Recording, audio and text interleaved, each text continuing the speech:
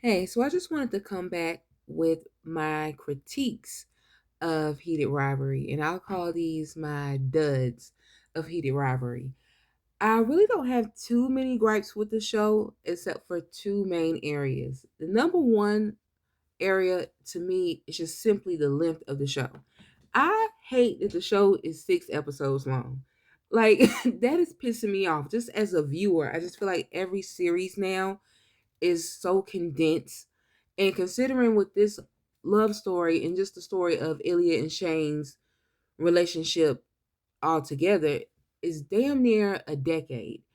And that was one thing that kind of threw me off when I first watched the show because I was like, wait a minute, did we go through 2 to 3 years in one episode? Like at the first 15 minutes, I was just kind of like, it said it was 2016. Then I felt like all of a sudden it was 2019.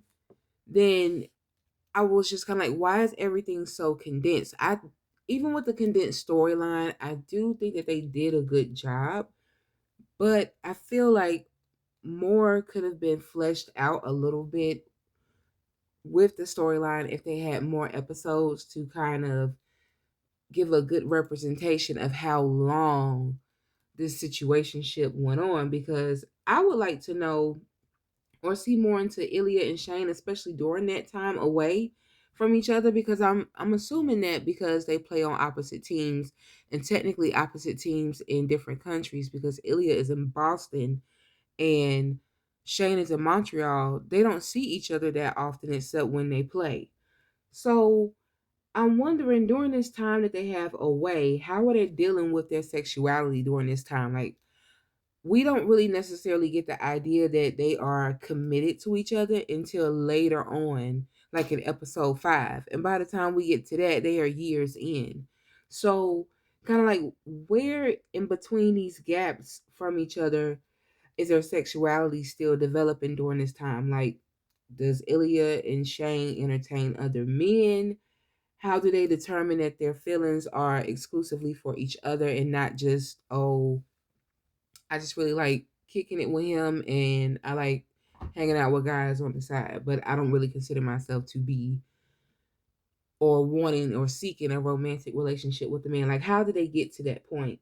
Because sometimes when you kind of watch it, and I guess the pandemonium around the show, it kind of does give Cinderella in her glass slipper a little bit with no other.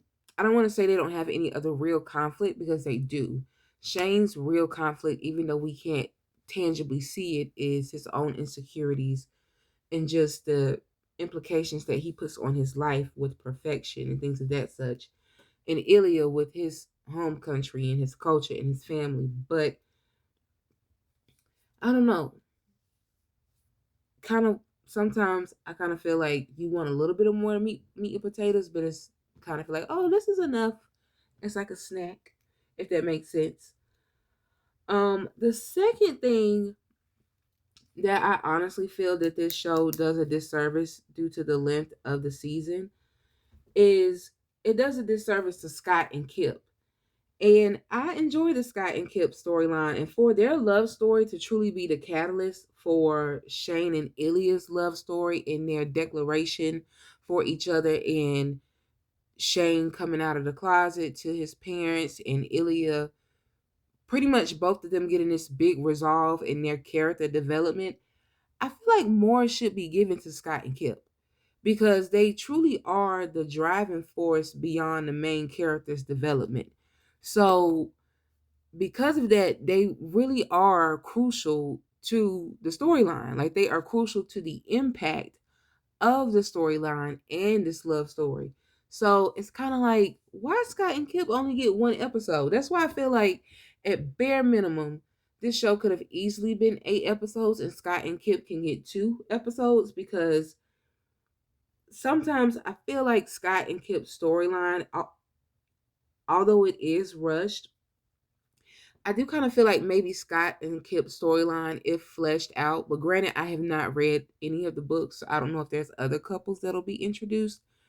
But pertaining to Scott and Kip, I do feel as if their storyline actually has more opportunity for conflict and how to resolve that conflict and how that resolution will really delve into the development of the characters and the development of the relationship, because Scott and Kip really start off on a lot of imbalances, from finances to open sexuality to support within their sexuality. Hell, even physicality. Like Scott is a lot, like he towers over Kip.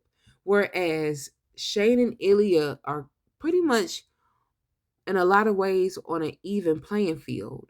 So that's kind of what I mean a little bit when Shane and Ilya, maybe because I haven't read the stories, I'm like, this couple doesn't really have a lot of conflict because now they're able to be out and open. They love each other, dot dot dot. But maybe I need to read the other books to really feel like if there's going to be any like real true conflict that comes up, or just something to kind of keep the story going. But on that note, even if that's the case, I do feel as if this season could have been longer, and then to find out that season 2 is going to come out and it's going to be the same 6 episodes, it's like, damn, damn, damn, damn, I wanted more episodes. Shit. But if you enjoyed the review, just let me know. You can give your feedback in the comments, or maybe what were your duds of the show, or some things that I might have pointed out that you didn't catch on, or something that I possibly missed. But as of right now, those are my, I would say, like I said, duds or main critiques of the show. Something that I would be like, they can fix that, or I don't think I really care for that. As I look over the show, it's not much that I can say I outright dislike. I think it's a great show and I love watching it over and over.